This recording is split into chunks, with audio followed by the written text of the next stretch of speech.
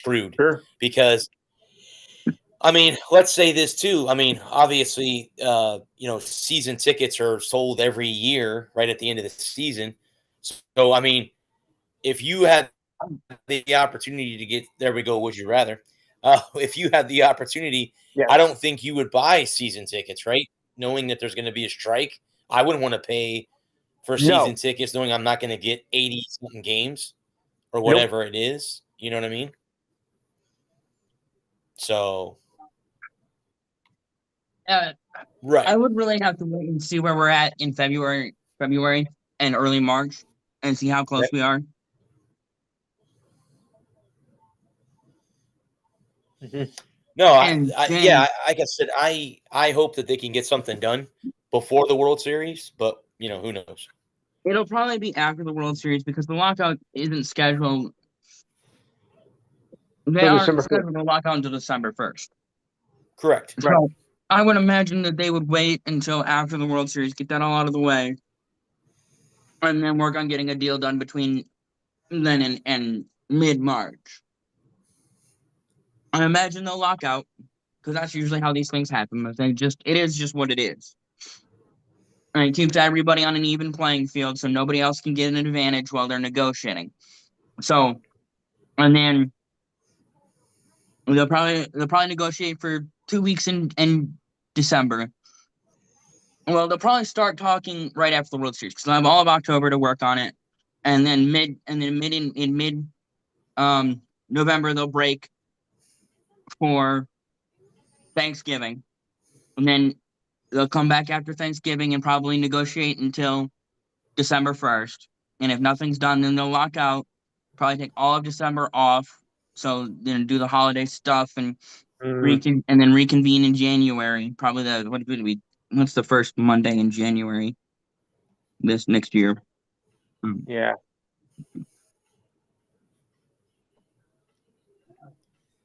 This Yeah. will be I the doubt it's fourth. going to start on time. But because I think once you get like past May and early June, then May I think we'll start to see, more towards a resolve.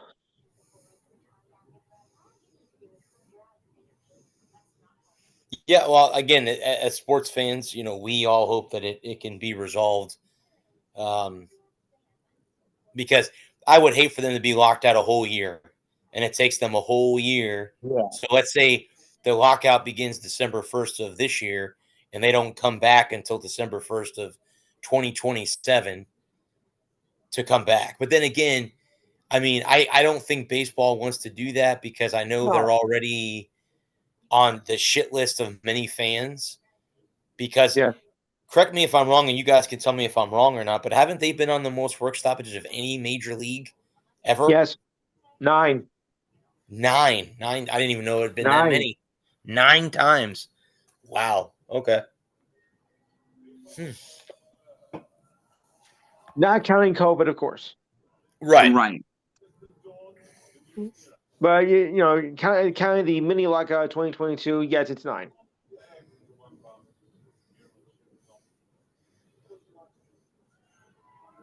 And how many of those? Well, has there only been a couple major lockouts, or just it sounds like to me there's been a lot of Well, like tiny ones, or you have had they a few. been? Well, 72 there was a disruption a bit. 80 there was a disruption. 81 was pretty bad because that was 50 days. But that was a strike.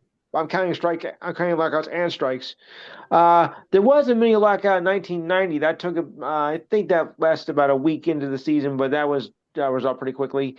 Uh, the 94, 95, yeah, that was the worst. Okay.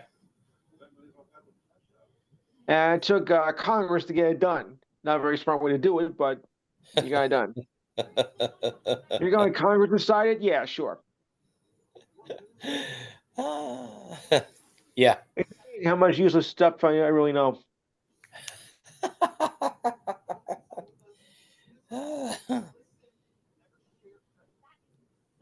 But remember, folks, I've been around a while. All right. Well, so that's what I mean. MLB has started off the season's off to a start. Yes. nothing. I mean, I know there are some teams like the Tigers and the Red Sox are last. I don't see that lasting. But Just yeah, haven't played well. yeah. Yeah. Well, Alex will not be on, or Alec will not be on the show tonight. Aw. He has to Right. go to work, but he didn't want to bring it up, and I'm going to bring it up because he annoys the shit out of him. That Michigan won the national championship in basketball, so Yep. he annoys the And shit out of him. they did. I'll be right But back. But what a horrible shooting performance was by both teams. Yeah. yeah. Well, speaking of college basketball, did you see the Gio Ariema Don Staley altercation? Oh yeah, I heard about that. Holy hell! What the hell was that? That's a good question, Lou. What the hell was that? I've never seen him lose his cool, but I guess they say he's somewhat of a hothead. I don't know. I never heard about him. I know he was a nice guy. Me too. I don't follow UConn basketball, women's I do. basketball, so I have no idea. But yeah. So I mean, he always seemed like he had a cool head, and all of a sudden comes on against one of his former players or whatever. there you go. He's got the right hat on now. I was gonna say, did you see what she said? She goes, I would kick his ass, and I'm like, I have a funny feeling she probably would kick his ass. I don't think I'd want to mess with her. That's just me. I've always wanted to see a live ass kicking contest on TV anyway, and that would be a perfect opportunity to do it. But Well, and then more surprised that was actually the result. And then South Carolina goes on to get blown out by UCLA in the championship. So that surprised me. I thought it was going to be blown in the other direction. I thought maybe South Carolina was going to blow UCLA out because I mean, I'm not going to knock UCLA. They're a good team, but they're not as powerful as the UCLA men's team as they were back in the 60s and 70s and in the 90s because they won the championships and UCLA won its first NCAA title in the women's bracket, not counting the other free NCAA tournament from them because they're part of another association back in 1978. But the UCLA women's team, but I don't want to say it doesn't measure up to the men's team, but they're not as superior as its male counterparts. From that, and South Carolina has been so dominant next to UConn over the past decade. I thought UConn was just going to. I thought UCLA was going to just get lost. So I was expecting a blowout just in the other direction. Boy, was I wrong. Boy, do I feel stupid. And just for that, everybody on my show on Saturday all said the same thing. South Carolina, boy, are we going to look dumb on Saturday? I already do. Oh, man. Well, I thought it was a bizarre world. Also, too, I heard on the radio, I think the University of Tennessee has no active players.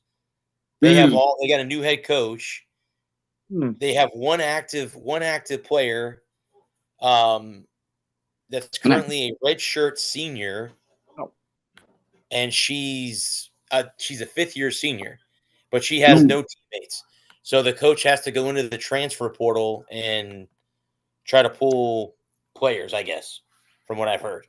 The Twilight Zone. So long way to restart the season. So yep, plenty time to get it done. Mm-hmm. Well, I mean, I think that's a lot of college basketball, whether you're men or women's. I think they said there's in women's basketball there's 3,000 total players and 1,800 of them are in the transfer portal. So that tells you right there that over half of them are in the transfer portal. So yeah. But you're right. There's a lot of time to get it right, to go in the portal and between the portal and the incoming freshman next year. Correct. And get it right. And it might be a down year. You say Tennessee? Tennessee, yep. It might be a down year for Tennessee. But if we get the right group of kids that are committed to playing 3 or 4 years with you, Okay. Well, look at what Dusty May did. He took 5 kids from the portal that nobody wanted. They were Oh. cast off. They were pieces on other teams that were unwanted and unwelcome. And he turned them into one of the greatest college basketball teams of all time. 37-3, 90 points, 5 in the six games, and one poor shooting night away from 6 for 6 over 90. Yeah. I'm getting shot like dog shit on Monday night, pissing me off. Yeah. I didn't get watched the first half because I was working, but when I got off work, I put the second half on. It was like 15 minutes to go in the second half, and I just felt like there was times where every time Michigan looked to be about to put it away, UConn would claw it back into the game. It was pissing me off. When they made it 63-67, I thought they were gonna piss it away. So did I. And then they got that foul, and then they got a basket, and a couple of late free throws, and sealed the deal. Yep. And it was kind of unreal on Monday night. The only good thing for me was that there were 2 players from New Jersey on the Michigan team. And the Yaxman was one of them. Yeah. And unfortunately, if he had been unfortunately he wasn't healthy. But if he had been healthy, they would have handled him. It would have been a handle. Easily. But you play with the players you're dealt, and April showers bring May flowers, and Dusty Mays bring national championships. Yes.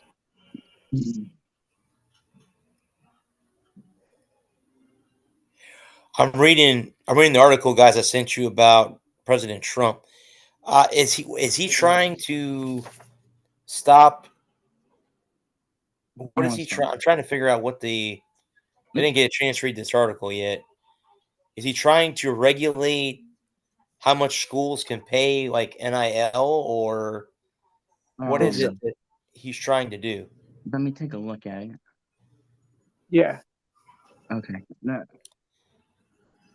The threat of cutting funding of cash-starved schools that don't comply is real, even if in the order signed hours before women's Final Four tipped off, biggest weekend in college sports, Trump went after eligibility rules, transfers, and spiraling costs.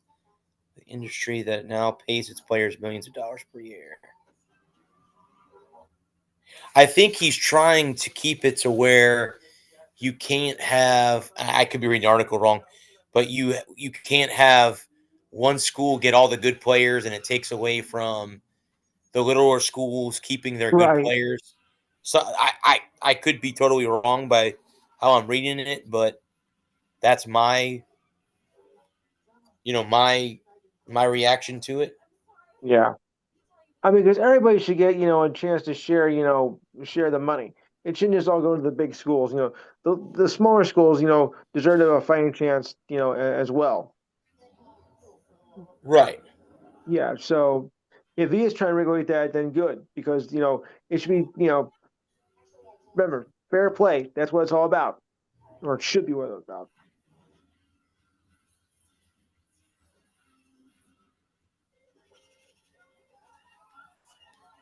I mean, I think that's kind of what it is.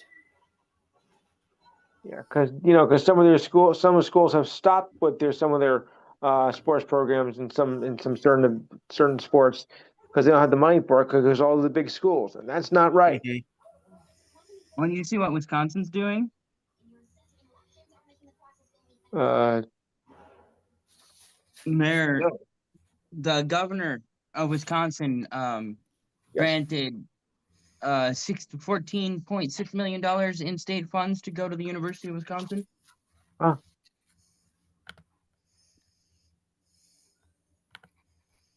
Which should be a great investment if it turns,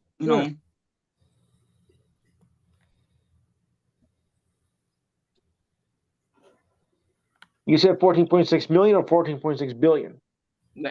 Million with an M, Hmm. which can be a great investment for the city or for the state of Wisconsin Yeah. if Could. it can generate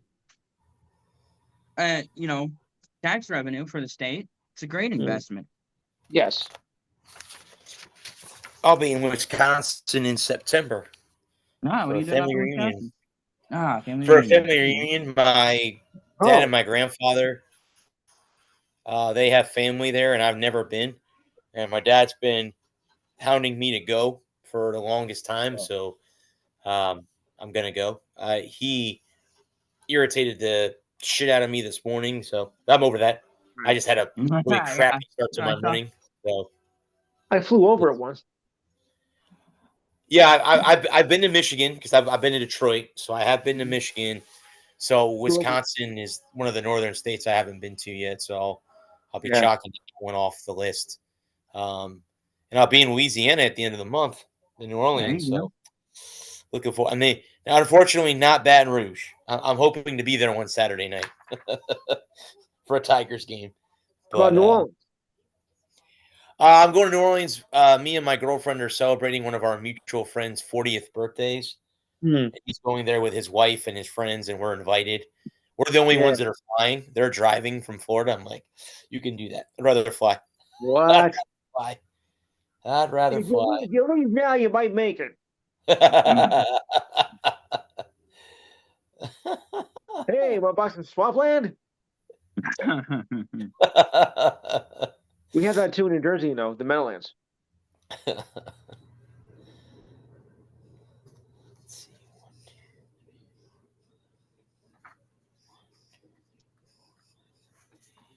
Do you guys want to dive in and give your predictions for WrestleMania? Even though I know we're a couple weeks away, Yeah. Well, I think all the matches have been set. So they have been. All right. So night one, okay. obviously the main event Before is you Rhodes and Randy Orton for the have they undisputed announced championship. the cards, the order? I don't think they've announced the order, but I know they've announced night one and night two. So Mm. let me roll through the matches on each night, and then we'll go through them individually.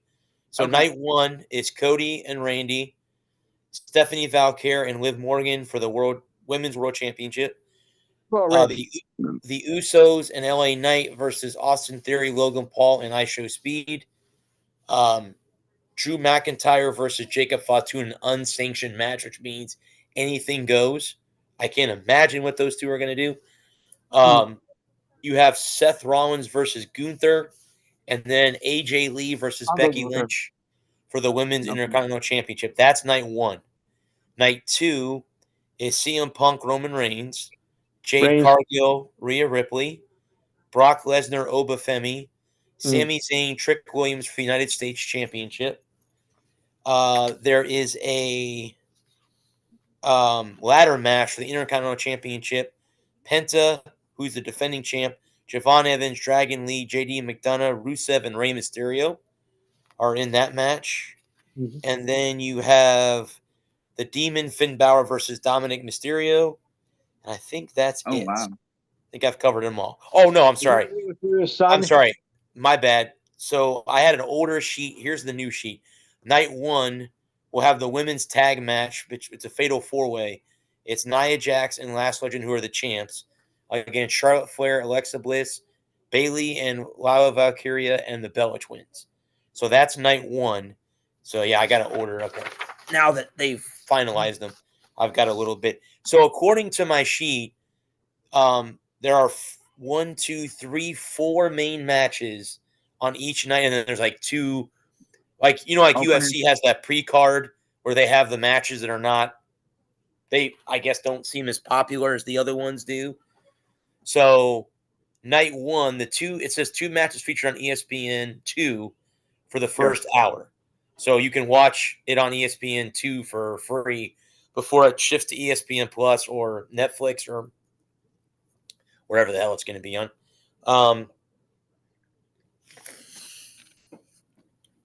So if you guys want to go through the unsanctioned, we go through the matches before.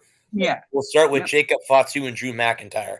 Unsanctioned match. So again, nothing, anything goes. No disqualifications, no countouts. Correct. That I'll is go So- McIntyre. I think it'll be McIntyre that wins. I'm going to go Yeah. with the Samoan Werewolf. Mm. I think broken the Jacob moon? Fatu. Yeah, I think. But again, now knowing that they don't have any sanctions, I know they're going to beat the hell out of each other. Obviously, they don't like Yeah. each other to begin with. So Right. yeah. That's nice. So yeah. Who do you like, Lou? Drew or Jacob I'll go Fatu? McIntyre. McIntyre? Okay. Yeah. The other match is the six team tag match with Logan Paul, Austin Theory, ISHO Speed, and then the Usos and LA Knight is their opponents. 6-man tag. 6-man tag. I think it's the Usos with LA Knight. I agree. Yeah. I agree. Yeah, I'll go with that. I just don't think that the other team is over enough as heels to go over. Gotcha. Okay. Okay. All right. So like I said, I'm assuming that the Rhodes Orton match is the headliner. So that's going to be the last match out. That's my thought Yeah, process. I would think so. So let's go with Seth Rollins versus Gunther. Seth Rollins versus Gunther. Mm-hmm. Seth Rollins versus Gunther. I think it'll be Rollins. Me too. I don't think you bring Seth back from an injury to have him lose at WrestleMania. My opinion. Not to Gunther, because the whole Gunther thing just didn't work. Well, me and Alec talked. We had a show earlier tonight, and he thinks that Gunther is doing a favor for Paul Heyman because of the vision and because Braun Breaker's not back, and either is Bronson Reed. So he thinks that this is Gunther doing a favor for the vision to kind of take Seth Rollins out of it. I don't know. I'm taking Seth Rollins. I don't think you bring him back to have him lose. No, I agree, and I don't think the Gunther experiment went over the way they wanted it to. I think him beating Cena and AJ Styles there was no momentum. It didn't generate anything. Well, you could even you can go back, but as far back as him with Goldberg too.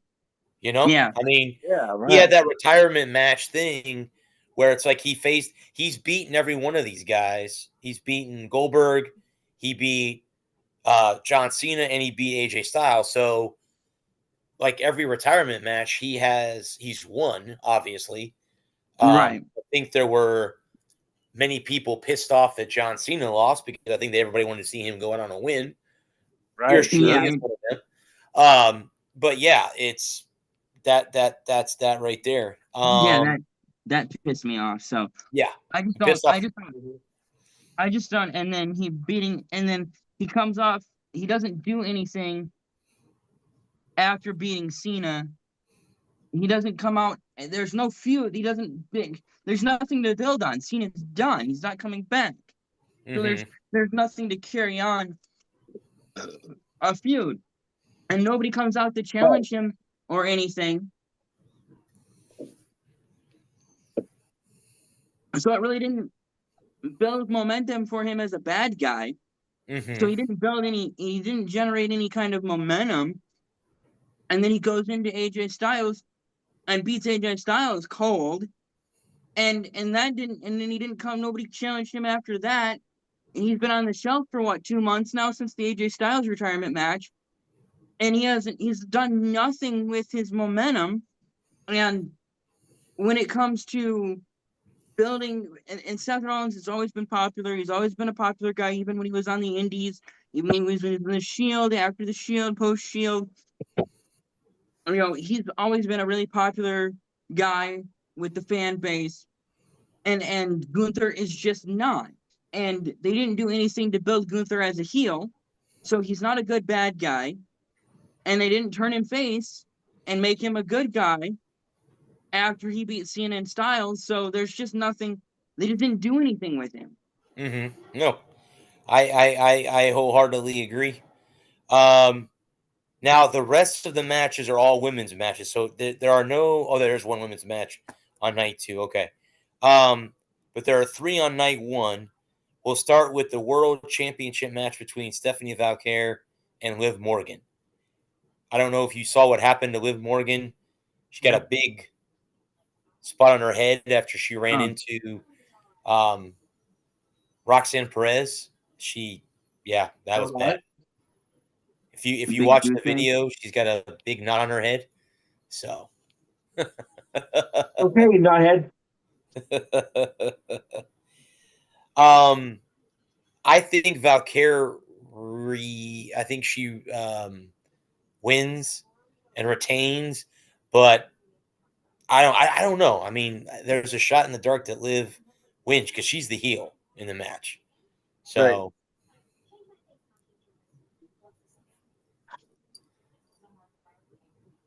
it's hard. It's hard to tell who might win that one.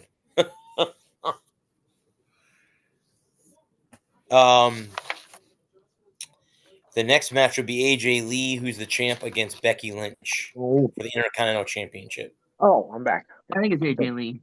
I think it's AJ Lee also. Yep, I think AJ Lee wins again. I think AJ's been super hugely popular, even when she wasn't around all the time. And I think that you're still here, Lou. Yep. Okay. I think AJ Lee is gonna go over, win the title one more time. I agree. Retain. Yeah, she retains. I think that they're gonna put that official in. I think her first name is Jessica, who's been a lot of the refereeing a lot of the Becky Lynch matches. And I think the referee screws Becky, and there's some kind of match between Becky and the ref later on down the road. Could be wrong, but that's where I think they're kind of going towards. But yeah, I agree. I think AJ Lee retains. And then the last one would be the Tag Team Championships, Fatal 4-Way. Nia Jax and Lash Legend, who are the champs, they'll face Charlotte Flair, Alexa Bliss, Bayley, and Lyra Valkyria, and the Bella Twins. I'm gonna go Bellas. I just think it's there. Could be wrong, but that's what I'm pulling for. Can't mess with Ricky's daughter. Flair and Bliss. Okay. Can't mess with that. Okay.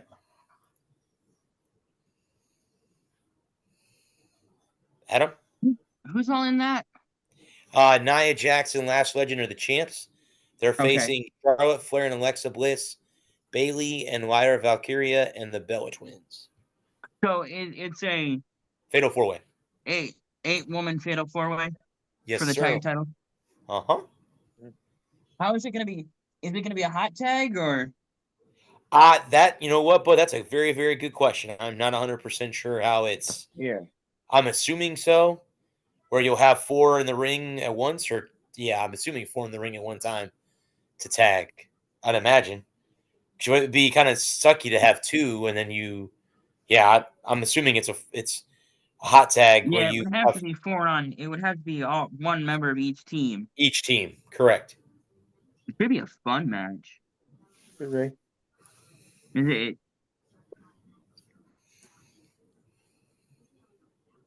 You can go anywhere with this, really. All of them would be good. Yeah. All 4 teams could really carry the women's tag titles for a while. Well, I know Bliss and Flair had them before Jackson Legend did. Yeah. I think Bayley. I think I'm Bayley and Lakira. Okay, Lyra Valkyria. Okay, cool. We've all got somebody different. Cool. Okay. Yeah, I just don't see Jackson Legend retaining. Charlotte and Alexa have already held the belts. The Bella Twins, I don't know if they're over enough to go over. And I know Bayley is super popular, so I wouldn't be surprised if they put the belts on Bayley. Yeah. Okay. All right. And so then, that would be the end of night 1. Okay. Night 2, the pre-card, The first match is Obafemi and Brock Lesnar. It surprises me. Oh, Lesnar, sure. I would put that in the middle. Me too. I'm surprised that match is a hour before the first hour of night one. So I'm taking Obafemi. I just don't think he's pretty popular right now. I know Brock Lesnar is too, but Oba's pretty popular with the fans. So I don't know. April 19th. Yeah. I gotta go with Brock on that one. Brock, okay. Oh yeah.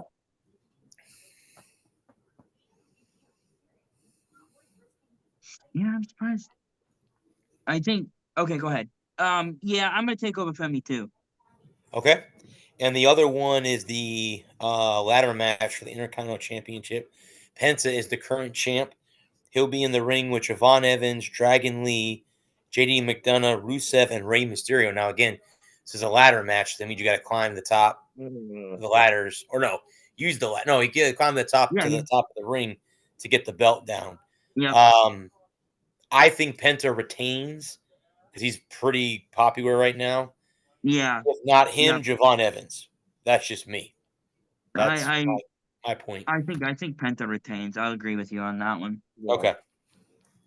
Okay. So then the main event or the it's got to be Punk and Reigns. That's got to be the main event on night 2. Yeah. Yep. I think Punk retains. Especially after the pop drum. Yeah, oh yeah. You see he dropped on Monday night. His pipe bomb on Raw. Pipe bomb 2.0. Yeah. Right. I definitely think that CM Punk has to retain. Yeah. I think. What do you think? Do you think Sami Zayn or do you think? You know what? But in that match, I'm taking Trick. The only question I have about that is they just put the belt on Sami. What, 2 weeks ago? Yeah, he won it from who? From what's his name? Not Javon Evans. Carmelo Hayes. Carmelo Hayes. Was it Hayes he took it off Hayes. Yeah.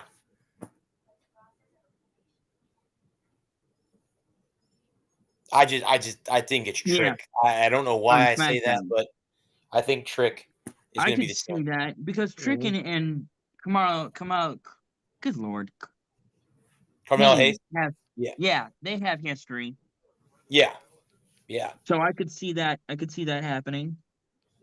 Then you have the Demon Finn Balor versus Dominic Mysterio. Finn's gonna win that match, especially bringing the Demon back out. Yeah, I think he kills Dominic. Yeah, I think so also. See, I don't know if it goes. I don't know if that one goes 20 minutes. Let me ask you this question, but with the prelim, do you think, and nothing against those two, but I think you switch that match to the prelim and put Oba and Brock in that spot, in the middle. I think I like that.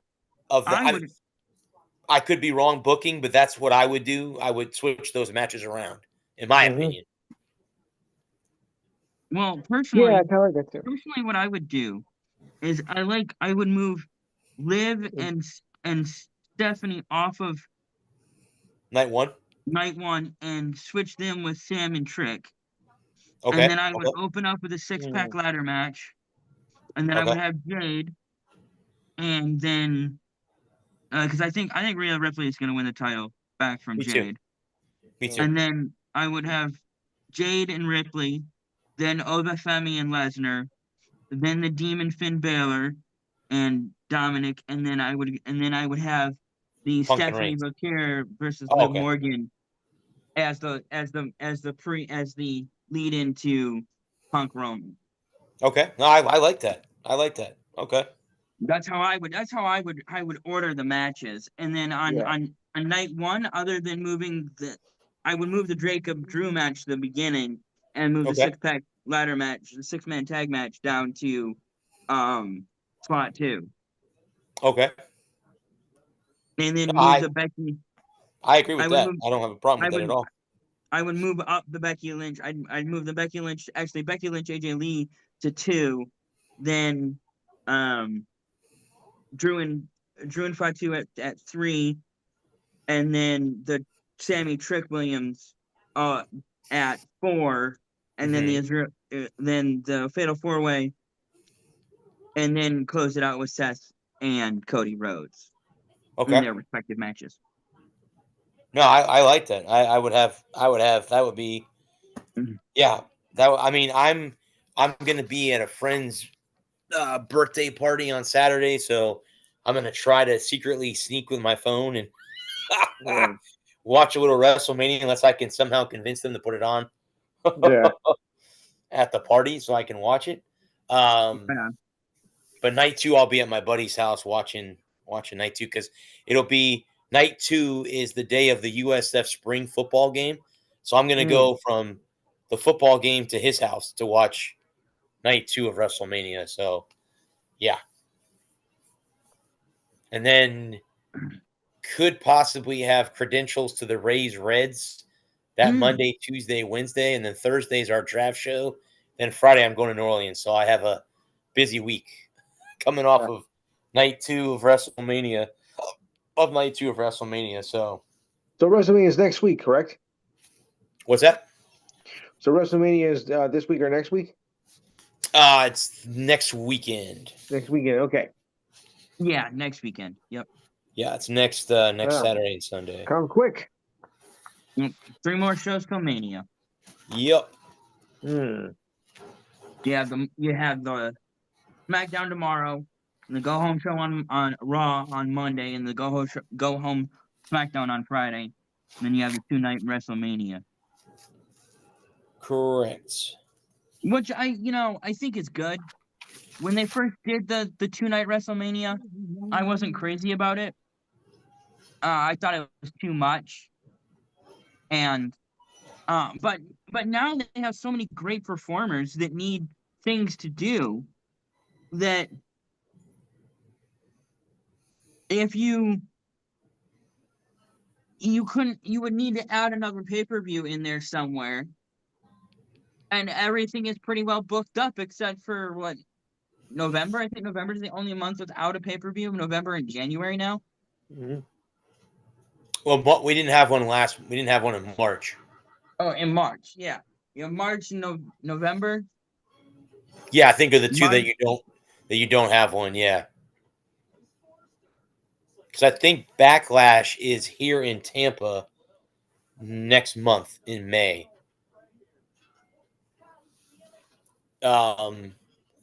So yeah, I think you're right, but I think the only 2 months they don't have, well, I call them pay-per-views. They call them PLEs now, but Yeah. I think the only 2 months they don't have one is March and November. Mm. I think are the only 2 months they don't have any pay-per-views. I agree with you. I think it was good for them to go to 2 nights because it was so hard to the pay-per-view started like 7:00 at night. I'm gonna go to midnight, 5 hours. I mean, that's a lot to watch. That's nuts. 5 hours of wrestling in one night. Like, that's crazy. How do you fit all in? Well, yeah, I have a funny feeling that most people probably are like, hey, I fell asleep before the main event. Obviously. Yeah, so you have Backlash, and then you have Money in the Bank is in June or July. Then you have the Great American Bash. I think that's an NXT program. And then SummerSlam, which is in August. That's the next big one after WrestleMania is SummerSlam. Right. Okay, Yeah. so October is a month where they don't have a PLA? Yeah. Okay. And then you have Survivor Series in November and nothing in December. Okay. So March, October, and December are the 3 months of the year that they don't have any PLEs. Right. Makes sense. Okay. It kind of depends on where it falls in the Elimination Chamber can happen in March Yeah. or February, depending on where. Because this year, in some venues.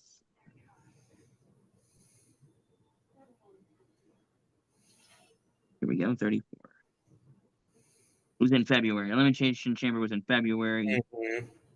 Been in February the last few years, but in 2020 was in March. And in February. That one was in May. All the way in May. Interesting. And then Mania is in April. Backlash is in May. Money in the Bank is generally in June or July. Then SummerSlam is usually in August. Mm-hmm.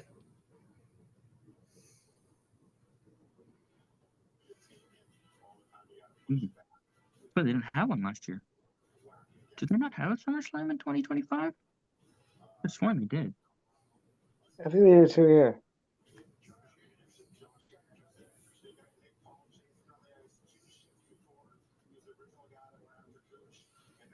Yeah.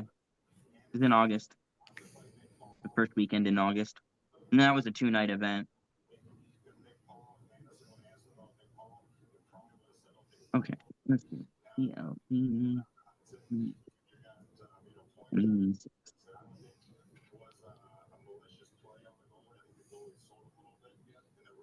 Looks like it's getting a little chippy in the Montreal Tampa Bay game. Yeah.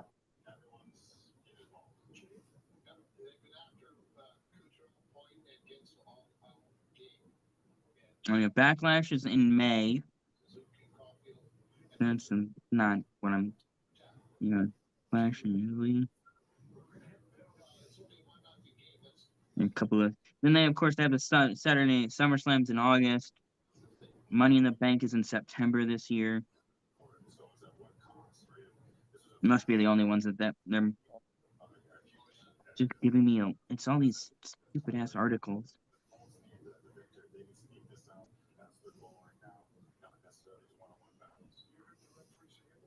Okay. And we had an event, and then the Rumble. So the Rumble's in January. Elimination Chamber is in August. Then you have WrestleMania. Oh, okay. So there won't be a SmackDown this next weekend. Oh, It'll be the Friday? Hall of Fame. The Hall of Hall Fame. of Fame induction. Yep. You have Backlash in May. Clash in Italy. Also in May. Night of Champions in June. SummerSlam. So, and then they have a main event. And then they have a main event in July. SummerSlam in August. Money in the Bank in September. And that looks like that's the last one that they've announced. So, for this upcoming year. Cool beans. Okay. Oh. So the Frozen Four is in Las Vegas this year. Right.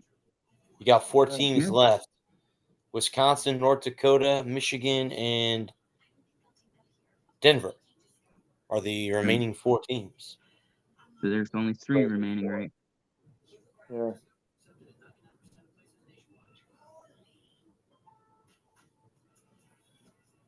Damn it.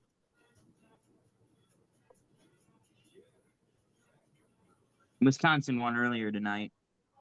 They beat North Dakota. They Very did. good. Yeah. Oh, the Michigan. Hang on a second. I'm watching the Lightning game, but I can flip it to ESPN2. Yep. Denver's playing Michigan right now.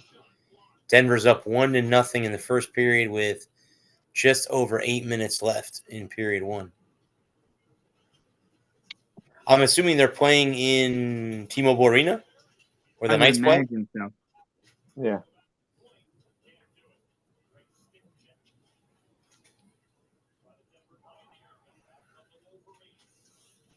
Well, if Michigan wins, it'll be an all Big Ten final. Yep. Big And Ten wouldn't is that be really something? playing on this year. Think of that right there. You have that would mean a Big Ten team won football, hockey, and basketball. Basketball. All 3. 3 out of the big 4. Actually, you know what? You could even say women's basketball too, because UCLA's in the Big Ten. That's True. a Big Ten team, so But they're in there remember too. that- Yes, but they're a Big Ten team of Pac-12 roots. Mm-hmm. It's gonna take me a few years to get used to that. Yeah. UCLA, USC are both in the Big Ten. Uh-huh. Mm. And it's gonna take me a little while to get used to that. I still can't get used to that. Or and even throw Oregon into that conversation as well. Yep. Yeah. And come on, boys. A lot of travel budget. Yeah. Yeah. Yeah. Travel budget. But the money's good. More than makes up for it. There's just something different about college hockey. I don't know what it is. Mm. There's just something different about college hockey. Yeah. It sucks that, and was it NBC that used to have Friday night hockey? Some network had Friday night hockey on every Friday Fox. night. Fox, thank you. I knew it was somebody. Fox. They always had on, and they would be premier teams like Michigan, Wisconsin, Denver. The big programs are always on Friday night. Mm-hmm. I remember watching a lot of games Friday nights. NBC used to carry a lot of Notre Dame hockey. Yes. And I remember growing up and getting home and taking on Fox Sports Detroit on a random Friday night in October for a Michigan State game. Mm. That's the largest hockey game ever attendance wise. Yeah. 110,000 or some odd in some odd. Mm-hmm. Or is it Wow. 114? That was at the big house outside. It was an outdoor hockey game. Either way, it's huge. Outdoor hockey. That's when outdoor hockey was still interesting. Yeah, Right. I thought about that too the other day. You know Yeah. how they because correct me if I'm wrong. Didn't they start playing outdoor hockey in Canada first? Wasn't that kind of the Heritage Yeah, I Classic think so. type Yeah, thing? that was like what, first? 06 or 07. They had a Something like preseason that. game Something outside, along those lines. and it was really cool and really hugely popular. So they wanted Right. to do a regular season game, and they got one together, and that was really hugely popular. And then for the longest time, it was one game a year, Correct. and that Yeah. was it was interesting because it was a kind of a different thing. One time a year, we played some hockey outside, and now they play 6 games outside, and it's Mm-hmm. just another hockey game. It's not Yeah. really that special. No. Yeah, because see, you have to do them early on. You have to do early in the year where it's cold outside enough to be able in some cities, not all cities, but some cities. I mean, like I said, with the one that was down here in Tampa, they just got lucky that it was like 30 degrees out that night that they had the game. Because I mean, Yeah.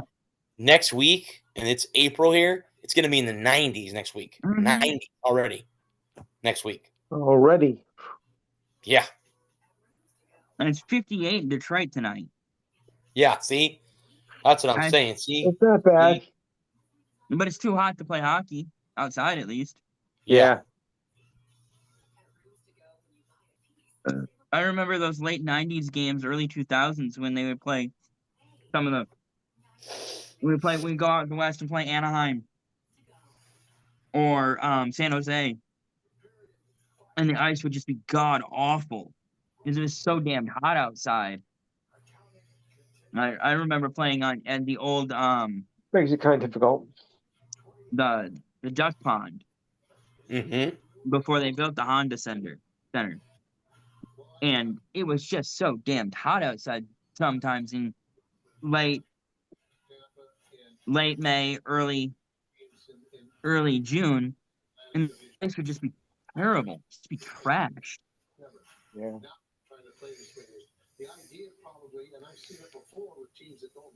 And that was in that was the late 90s, early 2000s, the dead puck era, when everybody was playing the left wing lock, and you had a high scoring game with 2-1.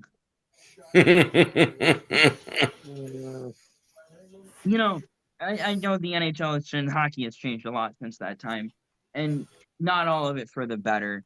But I personally don't miss the 30 minutes of dead ice in an 8-1 blowout when you knew your team and their team, whether you were up by 7, down by 7, it didn't matter. You knew that they were sending out their goons to beat up on your goons, and it was going to drag out. And already decided, and it doesn't necessarily have to be 8-1, but 4-1. In a 4-1 hockey game with 3 minutes to go in the third period, and here comes their goons, there go our goons, and we're going to spend an extra 25 minutes fighting at the end of a game that's already well in hand. Mm-hmm. Because we got to set up the next one. I don't personally miss that. Right. Well, the funny thing now is there's more blowouts, but than I've seen in a long time. I think the other day, Pittsburgh beat Florida like 9-2. I mean, unless you're a Pittsburgh Penguins fan, if you're a Panthers fan and you're on the other end of that, I mean, if they're up like 5-2 in the first period, I'm going home. Like, Yeah, I'm going home. I'm not even going to sit and watch that. No. Especially that this late in the season. Yeah. When everything's been decided, you're not a playoff team. You know that. Right. No, it's hard. It's hard for me to justify going home early because I know that if I stay, it's gonna, the final's gonna be 9-2, right? But if I leave, it'll be the greatest meaningless comeback in a regular season game in the history of the Panthers. Well, that's happened to me, but with the Super Bowl when we were playing the Falcons. I was at my friend's house. Yep. It was getting ready. Third quarter, I said, you know what? I'm going to go home. I'm not watching this. I'm done. I'm going to go home and mope. I'm going to wake up tomorrow morning. The Falcons are going to be the champs. I'm going to hear it from everybody. Yes, and my friend who, God love her, she just had a baby last week. She goes, no, sit down. She goes, something special is about to happen. I go, you're full of shit. You are full of shit. Have you seen the score? And as soon as I sat back down, what's his name? Number 54, the linebacker for the Patriots. Hightower. Deontay Hightower. Thank you so much. Okay. He sacked Matt Ryan, caused the fumble, and that changed the whole flow of the game. Because from that point on, the momentum had gone from Atlanta's sideline to New England sideline, and then all of a sudden it was everything went right for the Patriots. Of course, we finally had a miraculous catch that we've had. The Seahawks had one, the Giants obviously had one, so we finally had one with Julian Edelman, and then we had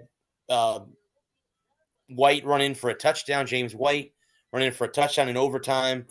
That was Brady's second to last ring because then he would come here. He would come to Tampa and win another one before he hung it up. But yeah, you're right.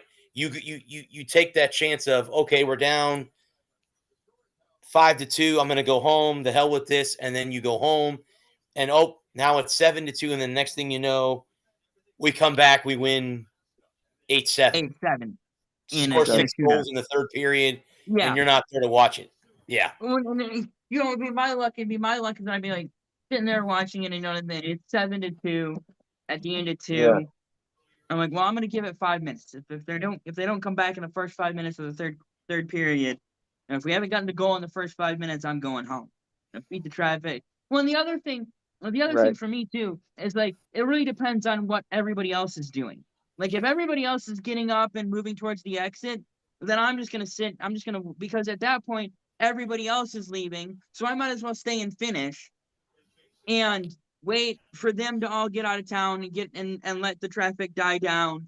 Because if I get up now and there's 25 or 18,000, let's say it was, Florida in a meaningless game, let's say 14,000 people showed up and 12,000 of them just decided to get up and leave, all collectively decided screw this and we're leaving. This game's over. It's a meaningless game. We're not making the playoffs.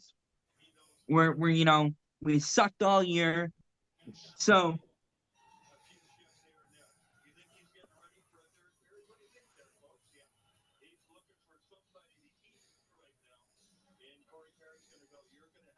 Well, Um, you're right. Because what I do, but when I go to Lightning games, whether we win or lose, after the game where I park, we wait for the parking garage to clear up before we leave. Because yeah, if not, you're stuck. You're stuck. So you might as Yeah. well. I'll talk with my buddy for like half hour, 45 minutes to let everybody leave. pretty So, much. yeah. Which I'll be at the game on Monday night when the Detroit's here in town. But yeah, you're right. I mean, if everybody leaves, you might as well just stay and okay, well, you guys can all leave and get out of town and I'll sit here and maybe sit here for another 10, 15 minutes or maybe like half of a period or so and then say, okay, now I'm good to go. A lot of people have left. Now I can get out of here and get home Yeah. safely Once without having to worry about being stuck in gridlock traffic. once I see that, once the vast majority of people have moved out and gone on home, because like if you don't, because I'm like if everybody else is getting up and headed out, if I get up and start heading out, I'm just gonna get stuck in the traffic no matter what. So Correct. I might as well just Yep. hang out and watch the blowout. I've had to sit through USF games like that where we're getting blown out and you just got to sit there and Time to take it. then by the time that when you leave, all of the home fans have already left and it's just the away fans that are there. They tie it up. Tied it up. So all the opposing fans are leaving because they're all happy because their team Right. won. Yeah. Their team won. So I remember when I went to the Wisconsin game when they played Wisconsin and Ron Dane. I think it was Ron Dane. Is it Ron Dane? No, not No. Ron Dane. Who was the other Taylor. Wisconsin running back? Taylor. No, not Jonathan Taylor. Taylor. Thank you. Yeah, When Jonathan Taylor Taylor, played, he ran all over us that night. And by the time that you got to the third or fourth quarter, all the USF fans were gone. We just got our butts kicked. And Right. unfortunately, I had to take somebody home. At the time, my current girlfriend is her and her guy friend who's a Buckeye fan. Ugh. Yuck. Uh-oh. Her dad and her dad's girlfriend, which is fine. I had to drive them back a little ways. But yeah, it's just, he was talking about, the Big Ten. Well, I know the Big Ten's good, dude. You're playing against a team that's inferior to you. I know they're Exactly. inferior. I mean, Yeah. back in that day, we were not in that was a game that we knew we were going to get beat bad. If we could have It lost by wasn't. 14 points, it would have been great. But that wasn't the way it was, If So- you hadn't given up, if you had gotten out of the first quarter without giving up 14 points. Yes, correct. Right. But I the transition something else. I kind of thinking about that. You brought up USF and getting waffle stomped by Wisconsin like 6 years ago now, and one of Taylor's last years, which I'm so glad he's in the NFL now. But at that time you weren't even a powerhouse of the AAC, Nope. let alone a national powerhouse. Well, I mean, we weren't even close to what we are now. Not even close. Was that the last year of the Charlie Charlie Strong? Strong. It was the last year of Charlie Strong. It was the last year of Charlie Strong before he got fired. Right. They brought in not Scott Frost. No, Jeff Scott. Jeff Scott. That was the COVID year. We won Right. one game. We won one game in that COVID year. And it was to a FCS team. It wasn't even FBS. Wasn't it Bethel Coon? Yeah. I think it was Or South Bethel Carolina Cookie? State that we beat. Oh, South Carolina State. And then he was let go, and then we hired Alex Golish, and then he had 2 6-6 seasons, both bowl wins, and then we went 9 and We won 9 games last year, and then he left and went to Auburn, which is fine. But now we have Brian Hartline. So I'm curious to see next weekend, next Sunday, Yep. where I do right night 2 of WrestleMania. I want to see what it's like with his offense, because I don't think Well, Ohio State runs that uptown upbeat offense like we're so used to here well, at USF. well. That's the thing is that it was all run through Ryan Day. So Right, anything that exactly. Hartline Yeah. wanted to do had to be, it had to be run through Ryan Day. So now he's the head guy. And can he be the guy? And we'll have to wait and see. Because a lot of guys think that being the head coach is easy money. No. No. And that's at the end of the day, it's what you want as a head coaching job, right? Keep climbing the ladder. And how many assistants have we seen who weren't ready to be head coaches, get gigs and get killed, and have to start over and never get another shot? Romeo Crennel, just Scott Frost, Jeff Scott. Who's back at UCF? Mm, Scott Frost is back at UCF. He was there last year, his first year back. But he fell at Nebraska, which was his alma mater, so he didn't do very well there. Another right. Big Ten team. Yeah. Is Nebraska. Yep. And so it takes a lot of skill and a lot of talent to be a head coach at any level. It doesn't you could have 8-year-olds you're just trying to teach the game. Mm-hmm. Whatever game it might be. You could be teaching them checkers. And it takes a lot of skill to be a head coach. And it takes a lot of know-how to be a great head coach. Because you have to be everything to everyone. And you've got to know who you want on your team. And the guys that can make you better and the guys that you can win with. Mm-hmm.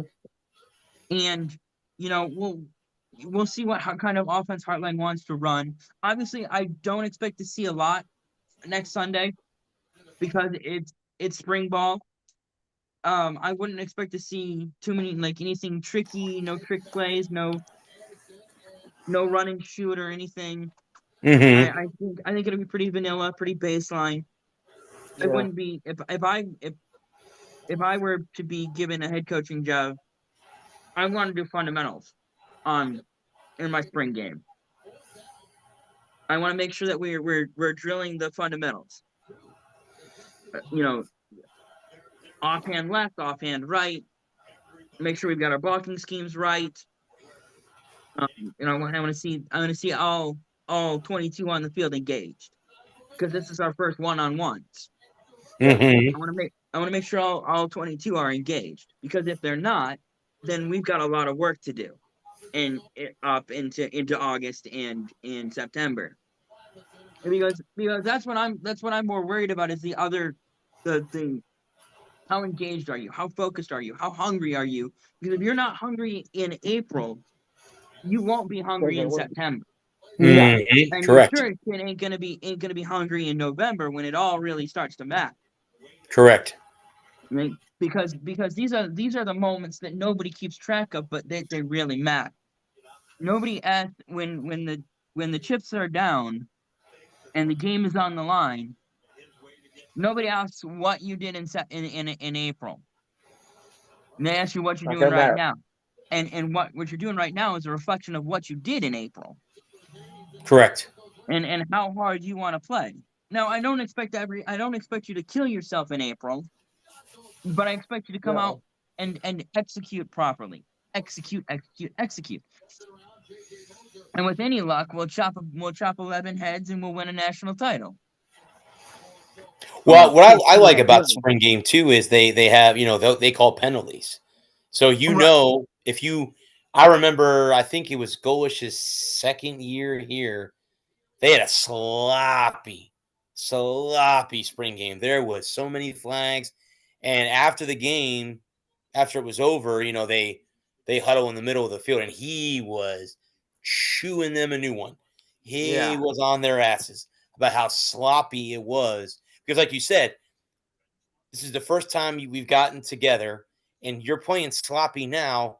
That could be the same way you play in September or in November when it comes conference championship time, and you're in the conference championship game and you're causing penalties and you end up losing the game because of stupid penalties. Mm-hmm. You know, For so Yep. so like I think most spring games are very vanilla. They're not gonna bust out the playbook and No. show Yeah, I'm you not. plays and stuff like that because people can see them televised and know how to defend Yep. them. So no, you're not going to see anything. No, of course not. You might see one or two trick plays here or there. Yeah, but just for the something most, to put on film to keep the other yeah, team, something fun to keep the guys in the game and make it fun and have some fun because it's not an important thing. It's practice. Here we are, talk about practice. Practice. Talk about practice. Practice. Mhm. That was my Allen Iverson. If you couldn't tell. Right. that. I'll keep the impressions to a minimum. But again, like I want to see just like you were saying about the sloppiness. I don't necessarily mind sloppiness because that gives me something to work on. It's the that's true. undiscipline. It's the why are we taking penalties? Are we sloppy because we're not concentrating, or are we sloppy because the 11 that we're facing are just that damn good? What do we need? And it's finding those things that we need to work on between April and August, because after May, everybody goes home, right? Everybody goes home and they have a couple months off where they get to do whatever they want, and then in August you got to get it ginned back up and get ready for a full. And in Indiana's case, last year 16-game schedule. Some teams, if you're a okay team, but you're not a great team, if you go 10-2, you could be you could end up playing 18 or 19 games before the Mm-hmm. season's out. Yep. If you have to play in that first round, and if they expand, and then with them talking about expanding the playoffs, trying to win a game. I got about playoffs. Playoffs. So there's things that I'm looking for in a spring practice, and there's things that I'm not. I'm looking for things like, are they having fun? Are they enjoying themselves? Are we having a good time? Because if we're not having a good time, if we're at each other's throats, if there's a funk about the team in April, it's gonna make for a long year. Mm-hmm. Well, and this year too, USF has 7 home games out of the 12. Pretty good. So you have an extra home game.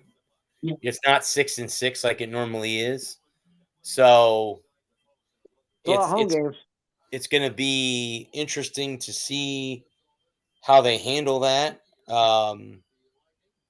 this year. With that, unfortunately, I'm thinking, okay, this will be the first year I've attended 6 games. Well, no, because I was mentioning to you guys earlier that I'll be in Wisconsin for a family reunion. Yes, guess what? That's one of the games. That Saturday is one of the games that I won't be here. So I'll miss that. I'll only be at 5 like I've done. I think I've done 5 every year that I've covered the team. I've only been to 5 because I miss one in October when I go to Disney World every year. I miss that game because it's always their homecoming game. For some off the wall reason, that is the week they do their homecoming game, and I'm never here. I'm on family vacation, so this year I'll miss 2 of them because I'll be on vacation twice. So okay, if they get to a decent bowl game, they were in Orlando last year. I did go to the bowl game last year with them. If they get to a decent bowl game this year, I might go to the bowl game as a extra game, as a 6th game or something like that. So we'll see how that goes. But yeah, I'm curious to see how the game goes next week. starts at, and the cool thing is that it's at 3:30 in the afternoon, which means it'll probably be over at 5. I know those games don't last very long because the second half is usually a running clock. So Yeah. they don't stop the clock. It just runs and runs. So it's not hard to see, but I'm curious to see how Brian Hartline is, like you said, as a head coach. Because he was OC. Yeah. So now, like you said, you take that next leap to the head coach, and now you're responsible for everybody. You're not just responsible for the offensive guys, you're responsible for everybody. So, and if you hire the right assistants, you got it. If you don't, then you fail. You know, I mean, you can. I mean, look. I mean, I felt bad for Dan Campbell. He lost both of his assistants in 1 year. So, and he suffered for it. Yes. And it depends on the mentality, you know. What mentality does Heartline want to bring? Yeah. What kind of kids can he recruit to come to USF? Because, and I this is the hard thing about being the fourth child in a family. Yes.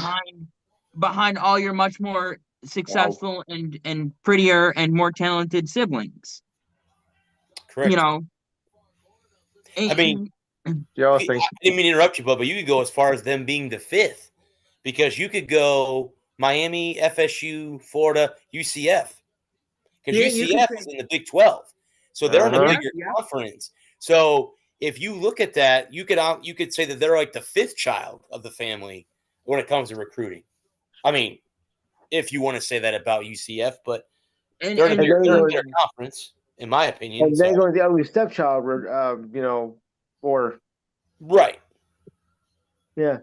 And you get and it's very in Florida is a very cyclical place, you know, and it seems to run in 5-year cycles. Correct. 5 years it'll be Miami, 5 years it'll be Florida, 5 years it'll be Florida State, 5 years it'll be USF or UCF, and then UCF is like USF is like can we. And unfortunately, they do recruit the state of Florida really well, but the problem is they're not recruiting the top flight players. You're looking at 1s and 2s, an occasional 3 that might not have the academics to go to a Florida or a Florida State or a Miami, or the criminal record to go Miami. I think you have to have 2 felonies to go Miami. I thought it was 3. Miami's a private school too. That's the funny part about it. Miami's a private university too. So, I kid. I don't. So it's I think if Hartline was smart, and I'm not saying he's stupid, but if he was smart, he wouldn't worry about he would focus on winning the ACC or AAC. I mean, he could focus on winning the ACC and probably be out of a job in a year and a half. But if he focuses on winning the AAC for the next 3 years and building the program to be very competitive in the AAC and winning the AAC, then what you can do is if the problem is that for USF and UCF and Central Michigan, Western Michigan, Eastern Carolina, those kinds of schools, is that they're not destination programs. Yeah, correct. Like a Michigan or a Florida or an Ohio State or even a UCLA is a more desirable job in terms of prestige and the ability to to get you the bag.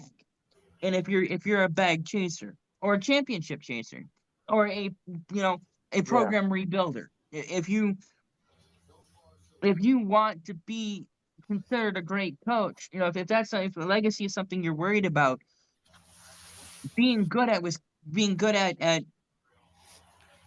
Florida State, or not Florida State, excuse me, USF, South Florida, it's not a premier job. Mm-mm. And it's not to say that it's a bad job or it's a job I wouldn't take, because I'd take any of those jobs in a heartbeat. The problem is that once you do well enough at those jobs, the other schools, the bigger schools, the Wisconsin of the world, the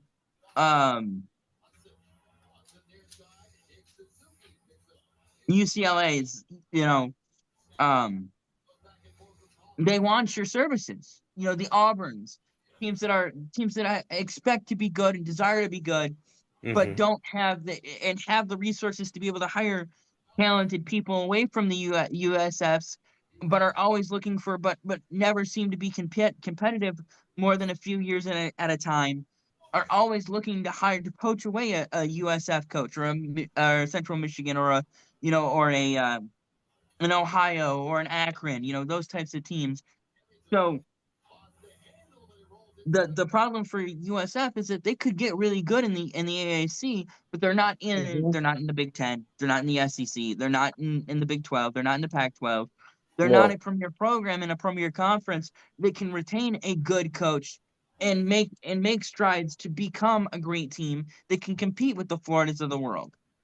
Correct. And the problem is that if you're a and and the hard part for USF is that they're not recruiting. They're not. They're not only are they recruiting against the Big Four in their own state, they're also recruiting against everybody else. And so even if you were looking at a 4-star out of Idaho, if he's got offers from Notre Dame, Michigan, Florida, Georgia, Alabama, it's really hard to go out there and say, hey, come, especially if he's got offers in the South. If he's got offers from Florida or Alabama or Georgia. Or even Tennessee. Yep. But I would think, or USC or Oregon, those places that are also, it's really easy to go and get a 4-star kid out of Idaho. I'm not saying really easy, but that being a relative term. It's easier to go get a 4-star kid out of Idaho, and it doesn't have offers from the big Southern schools or the big West Coast schools that may have offers from Minnesota, Michigan, Ohio State. You might be able to lure him to South Florida and be like, hey, it never snows here. If it snows here, it's the apocalypse. Correct. But the other, conversely, you might also have a hard time luring a kid from an Idaho or a Montana away from his, the snow, where Michigan, Wisconsin, Notre Dame, Minnesota might be making inroads because there's still snow here. It's closer to home, and so it's those incredible battles that a USF coach has to go through to get a recruit to come to the school when they're the 5th or 6th or 8th school that a kid might be looking at. And so then they end up having to go with the 1 and 2 stars from home because recruiting, and it's Florida, you're a 2-star recruit, we're going to give you a full ride scholarship, you're actually going to get to play, as opposed to going to Florida and sitting on the bench for 3 years and playing in 8 games and maybe making 1 start because the starter got hurt. Or you get put in garbage time. Yeah. Right. You play in 8 games, you make 1 start, you play 120 snaps, and 90% of that was in garbage time. And the 1 game you did start was only because the starting outside linebacker got hurt, and you and 2 of the 3 starting linebackers were already hurt. So, and that's obviously Hartline knows all this stuff. You know this, I know this. It's not like I'm breaking ground here and, changing the world, but no, that's why we lost Golish, because he had 3 winning seasons here, and we knew the writing was on the wall, and there was rumors that he he was actually waiting to see where Lane Kiffin went because there were even rumors of him going to LSU, not all. And when Kiffin took the job at LSU and left Ole Miss, and then Ole Miss brought their coach, their interim coach, and promoted him to head coach, then Auburn was the job that was available, and Right. he took the job in Auburn. But you're right. That's the thing is, first of all, if Heartline wants to get popular, we got to win a conference championship. So let's do that first. Let's win a conference title. But if we win a conference championship and they do end up taking him, then that means the first year of our new stadium we'll have another new head coach. So Yeah. I mean, that could very easily be that way. I mean, I was thinking of a scenario where if John Gruden wanted to come back and coach, what I would do is I would tell John, hey, you want to go back to the NFL? We all know you do. But do me us a favor. How about this? How about you come in, you coach in the final season of Raymond James, and then you open up the new arena or the new stadium in Tampa, the on-campus stadium, and then you can go to the NFL. But then your only hope is, let's say he does do very well in year one, if some big program doesn't go, hey, or let's say, for example, the Michigan job became available, and Michigan goes, hey, what are you making at USF? Well, they're paying you $5 million. We can quadruple that. Yeah. And we have better program, better. You're going to get 4 or 5 star recruits instead of 3 or 2. Come to Michigan, and you're gone.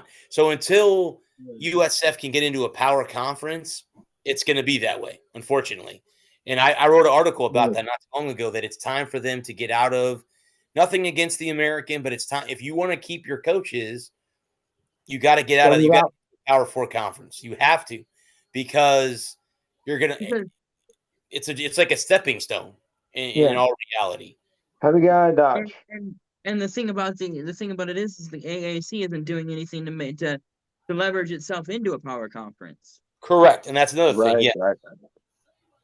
If the AAC was making inroads to become a more prominent conference that was competing at a higher level, the problem is that everybody sees the AAC as a stepping stone. Cincinnati left. UCF left. Houston left, and there was one more other one that left, wasn't there? There's 4, right? Or just those 4. Okay. Or just those 3. I'm sorry. SMU went to the ACC, so they left the conference and went to the ACC. So the American lost 4 teams, and they only added and they added the service academies. They've added North Texas, they've added Army, and I think that's it as far as the new teams go. Okay. That I'm aware of. The funny thing is, though, now that Army and Navy are both in the same conference, it's not a conference game because they play that game after the conference championships have already been played. So until they can somehow reschedule that game, which is weird because it's always the first Saturday in December.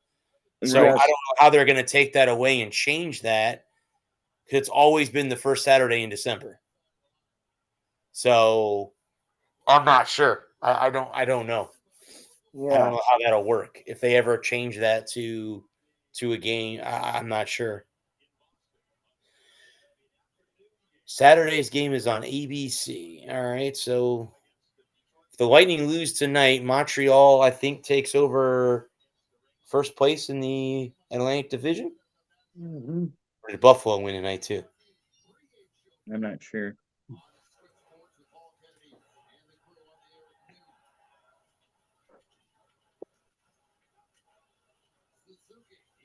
Buffalo won tonight too. So if we lose to Montreal, which we're 3 minutes away from doing, we're going to be 2 points behind Buffalo and Montreal with 3 games remaining. I think 3 games left. Not sure. Wow. Not sure how many games. Yeah, we have a game in hand with Buffalo, but we're tied with Montreal. So yeah, that's this loss is really going to hurt badly. And Pittsburgh claimed a playoff spot. I just saw that Okay. before a little while ago. So they claimed a playoff spot. You know what? Now that I'm looking, I hope that Philadelphia makes it too. I hope it's Mm. I hope it's Pens Flyers in round one, the Battle of Seen it Pennsylvania before. in round one. Yeah, they're both. Oh, well. They haven't clinched yet, but they could. They're losing to us right now. That'll give us 91, which is not enough. God damn it. Looks like Baltimore. Oh, we just tied the game. We pulled the attacker for the extra attacker, and we tied the game. Uh-huh. Sorry, baby. I scared the shit out of my dog. I'm sorry. I'm sorry. I'm sorry, Dog. baby girl. I'm sorry. I didn't mean to scare you. You were over there sleeping. I'm sorry. I'm sorry. We're done. I'm not mad at you. It's okay. It's okay. Is it still 2-1 Michigan over Denver? It's tied at 2 now. Oh, they tied it up? It Are might they be in what? 3. Period 2 or period 3? 2 minutes to go in the game. Wow. Yeah. Yeah, it's tied at 2. 16-10 left in the second period. This the 4 overtime in minutes. college is the same way it is in the NHL, right? It's 5-on-5. I'm not sure what it's in the Frozen Four. I think it's continuous overtime. It's first goal wins, right? Is that how it Yeah. goes? Yep. Okay. Sudden death. I think it's 20-minute sudden death. Okay. Next goal wins.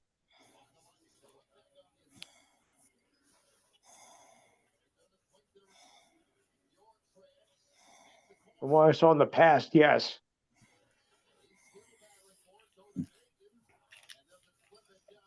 Hi.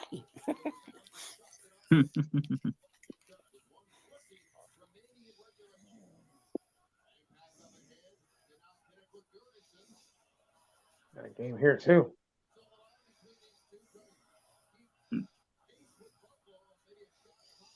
Oh, the Wings beat the Fire 6-3 earlier tonight. Yep, just went final. Did it just go final? Yep. Oh crap! Montreal Little just scored. Son of a bitch! Wow. Damn it! Yep. That's Just like that. Oh, Yep. boy. It's 2-1 with 1:04 left in the third period. Yeesh. Oh well. What's ever going to happen? So then, if we finish what, third in the division or second? Forget You're who we second play. right now. Because whoever wins the division plays the first wild card team, which I think is Boston. So Boston, Montreal. Yeah. That would be interesting. Those two teams Yep. don't like each other. No, they never have. from their old original 6 days.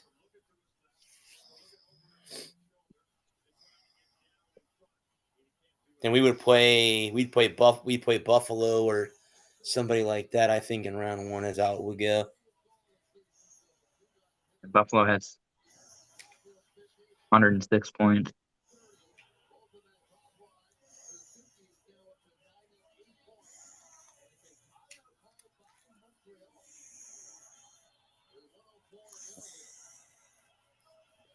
I wish we were in the West. Yeah. Do you guys have any shot but at getting the final wild card spot? Not anymore, no. Neither do we. Devils or the Rangers both ousted. So if the playoffs started today, Buffalo would play in the East. Buffalo would play Boston. Tampa Okay. would play Montreal. Okay. Carolina plays Ottawa and Pittsburgh plays Philly, and that's the Okay. East. And then the West, Colorado plays Nashville. Dallas plays Minnesota. Edmonton plays Utah, and Vegas plays Dallas. Anaheim. Yep. Okay. But that's unofficial. Right. Right. Still a little bit of hockey to play. Yeah, the Lightning have 3 games left. We have Boston on Saturday, Detroit Monday, and then the Rangers on Wednesday of next week.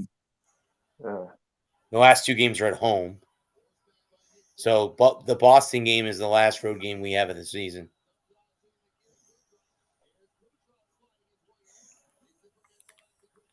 We're 3 points behind Ottawa. Yeah, see, we let them win the other night. Had we beat them, that would have helped you guys out. Yeah, Mm. they'll only we be a beat point them. behind Ottawa.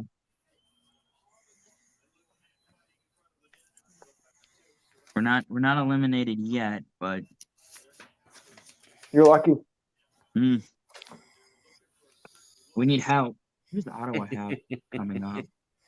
I don't think we. You guys are still in. They play Montreal. Let's see.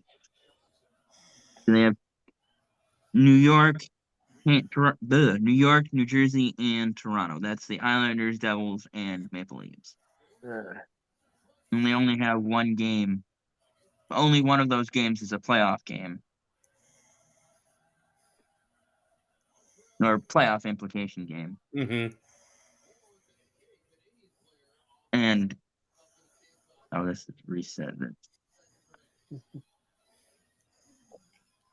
Because we're tied. We're tied with Montreal, or we're tied with.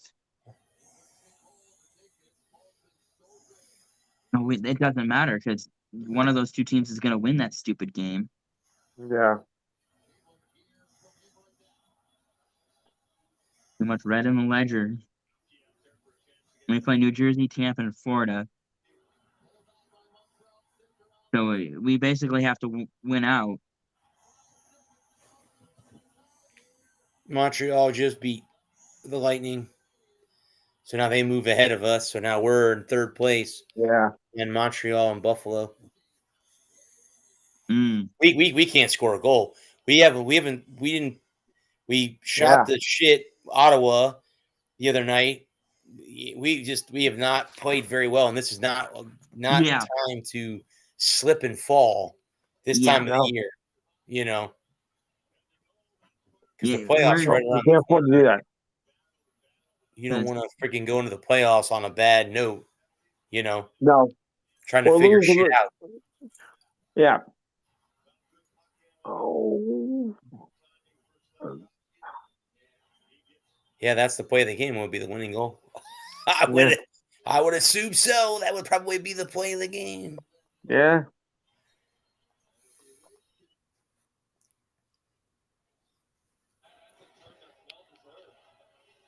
With that, gentlemen, you want to call it a show here?